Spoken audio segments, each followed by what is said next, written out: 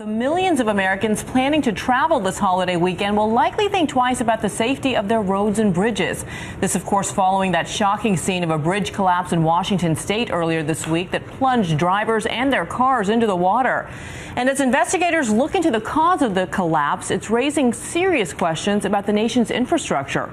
ABC's David Curley is in Washington, D.C. with that side of the story. David.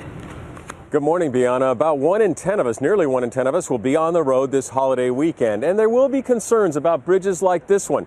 More than 67,000 in our country that have a designation that is concerning. Look at this, the mad dash for the Atlantic Beach for Memorial Day. Families starting the summer in the car. More than 31 million who will pay a little more for gas. And they may be thinking about these pictures of that bridge that collapsed in Washington state, sending 2 cars into the river below. No official cause, but a truck did hit one of the overhead steel girders. A reminder that many of our bridges are poorly rated.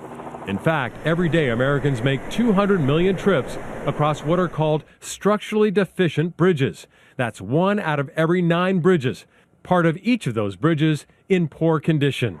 Is this the kind of problem you see in a lot of our bridges? We took a look at one, Washington, D.C.'s Key Bridge, with a former government investigator. We could see some concrete ready to fall away. Structurally deficient sounds like it's going to fall down, but that's not the case. It just means that there's a defect that's being watched over time as they do their inspections. All right. The collapse of the Minneapolis Bridge nearly 6 years ago, which killed 13, is a case in point.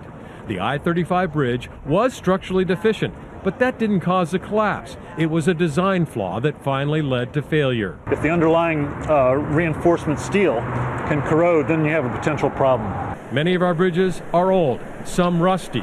Despite the fact that we have an older infrastructure, if we inspect it, it's generally safe. I agree wholeheartedly. The bridges don't collapse that often, especially from structural problems, corrosion or things like that.